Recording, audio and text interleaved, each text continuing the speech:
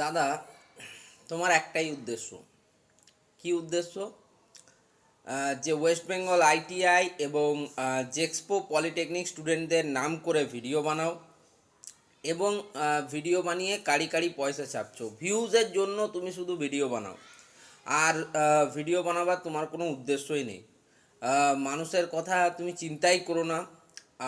আমরা কিভাবে কলেজ পাবো, কিভাবে আমরা এগিয়ে যাব, সেগুলো নিয়ে তোমার উদ্দেশ্য নয়। তোমার উদ্দেশ্য হচ্ছে যে কোনোভাবে হোক নিজের ভিউজ কামানো এবং ইউটিউব থেকে টাকা কামানো, আর আর কোনো উদ্দেশ্য নেই। ঠিক এই কথাগুলোই কিন্তু লাস্ট কয়েকদিনে প্রচুর স্টুডেন্ট বলেছে। যে স্টুডেন্টগুলো এতদিন আমাকে লাইভে আসতে বলছিল, প্রত্যেক দিনের লাইভে জয়েন করছিল, তারাই আজকে এরকম কমেন্ট করছে। কেন কমেন্ট করছে জানো? তারা ফার্স্ট এবং সেকেন্ড ফেজে কলেজ পায়নি, এইটুকুই হচ্ছে তাদের ব্যাপার। ঠিক আছে, তারা জানে না যে এখনও থার্ড ফেজ আছে, স্পট কাউন্সিলিং আছে, না সেগুলো তাদের কাছে প্রাধান্য পায়নি। আমি কেন ফার্স্ট এবং সেকেন্ড ফেজে কলেজ পাইনি? দাদা, তুমি খুব ওভার কনফিডেন্ট হলে কিন্তু কেউ বড় হতে পারে না। এরকম কমেন্টও কিন্তু অনেক এসছে। তো তাদেরকে আমি আজকে কিন্তু আমার ইউটিউবের লাইভ দেখাবো আমি কত টাকা কামিয়েছি এখনও অবধি। ঠিক আছে, যাতে আমি তাদের এই যে ভুল ভ্রান্তিগুলো দূর করতে পারি। দেখো, প্রমাণ ছাড়া আমি কথা বলি না এবং কোনোদিন বলবোও না। এইটাই আমার পরিচয়, এইটাই এই চ্যানেলের পরিচয়। আর রইল টাকার কথা, তার জন্য যদি ভিডিও বানাতাম না, তাহলে 3 টাকার জন্য 1.5 ঘন্টা লাইভ করতাম না। ওগুলো আমি আগেই বলেছি তোমাদেরকে, আবার নতুন করে সেগুলো আর বলে মনে করাতে চাই না। আর আমি মানুষের জন্য কি করি সেটা যারা আমার বাস্তব ক্ষেত্রে আমাকে দেখেছে তারা কিন্তু যথেষ্ট ভালোই জানে। ঠিক আছে, তাই এত এত মানুষ আমাকে সহজে ভালোবাসা দেয় এরকম নয় কিন্তু। ঠিক আছে, তোমরা খালি ইউটিউবে বা সোশ্যাল মিডিয়ায় আমাকে দেখছো, কিন্তু আমার বাস্তব জীবনের পরিচয়টা যদি তুমি কোনো দিন আসো তাহলে জানতে পারবে।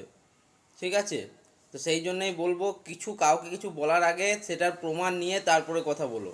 যেমন দেখো, আমি তোমাদের এখনই প্রমাণ দেখাবো যে আমি তোমাদের কত টাকা তোমাদের ভিউজ থেকে কামিয়েছি। আর আজকে বলে নয়, আমি 3 বছর ধরে ইউটিউবে ভিডিও বানাচ্ছি। 2023 সালের 18ই জুন আমি প্রথম শর্টস আপলোড করি, সেই দিন থেকে কিন্তু আমি ভিডিও বানাচ্ছি। ফলে এটা 3 বছরের কিন্তু আমার পুরো জার্নির ব্যাপার। ঠিক আছে, আমি কত তোমাদের কাড়ি কাড়ি ভিউজ কামিয়েছি বা টাকা কামিয়েছি সেটা কিন্তু আমি দেখিয়ে দেবো। ঠিক আছে, তাই যারা মিথ্যা বলে তাদের সাথে তোমরা যুক্ত হতে পারো, কিন্তু যারা সত্যি বলে তাদের কাছে তোমাদের সত্যটা ফেস করার তোমাদের ক্ষমতা থাকে না। আমি দেখেছি, আমি কারো নাম নিতে চাই না, এই ইউটিউব চ্যানেলে অনেককে আমি দেখে নিলাম। ঠিক আছে, দেখো একদম প্রমাণ সমেত দেখো। দেখো, একদম মিথ্যা কথা যারা বলে তাদের কাছে তোমরা যেতে পারো, কিন্তু যদি সত্য কথা জানতে হয়, সত্য সবসময় কিন্তু তেতো হয়, এটা তোমরা জানো। দেখো, 3 বছর ধরে 3 ইয়ার্স লাগাতার কিন্তু আমি ইউটিউবে ভিডিও বানাচ্ছি। ঠিক আছে, এবং চ্যানেল মনিটাইজ হওয়ার পর এখন অবধি আমার পেমেন্ট স্ট্যাটাস দেখো, $38.34।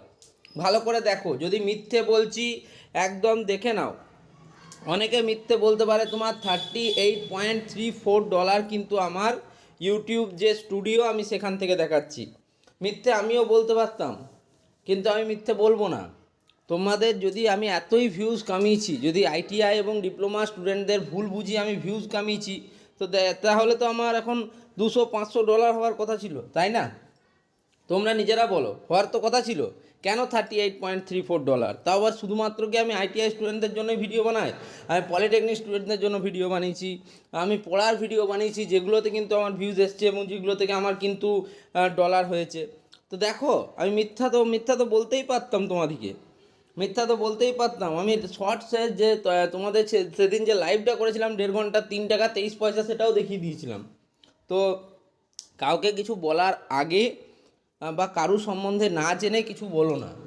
ঠিক আছে, এই ভুলগুলো করো না। প্রত্যেকেই কিন্তু নিজের জার্নিতে রয়েছে, এখন শুরু। ঠিক আছে, তো মোটিভেশন যেটা দিচ্ছি সেটা অবশ্যই তোমাদের কাজে লাগা উচিত। তোমরা মোটিভেশনটাকে ডিমোটিভেশন তৈরি করে গালাগালি করছো, এই জিনিসগুলো ছাড়ো। এইভাবে যদি তোমরা এগোতে থাকো না, ভবিষ্যতে কিন্তু অনেক কঠিন এবং কঠোর পরিস্থিতির সম্মুখীন হবে, এটুকু বলে রাখলাম। যাক, অনেক জ্ঞান দেওয়া হলো, তোমাদের জ্ঞানের কোনো প্রয়োজন নেই বলেই আমার মনে হয়। ধন্যবাদ।